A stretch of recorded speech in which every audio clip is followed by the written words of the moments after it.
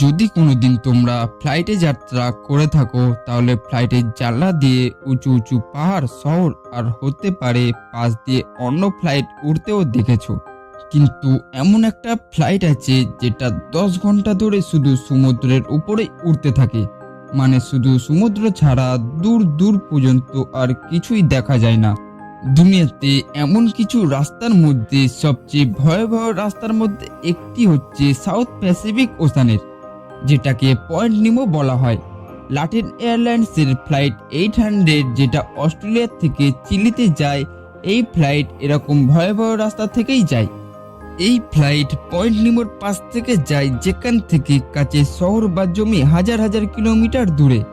Point নিমো এতটাই দূরে আছে যে পাইলটকে বলা থাকে যে ওরা যেন এই দূরত্বের কমসে কম 400 মিল দূরে থাকে, নয়তো কোনো এমার্জেন্সি পরিস্থিতিতে পড়লে সিগন্যাল পাঠানো বা রেস্কিউ পাওয়া অসম্ভব হতে পারে।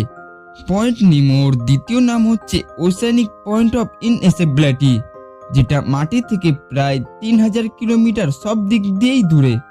যদি কোনো প্লেন এই জায়গা থেকে দুর্ঘটনার শিকার হয় তাহলে সেই প্লেনের এমার্জেন্সি সিগন্যাল ও কোনো রেডার পাবে না।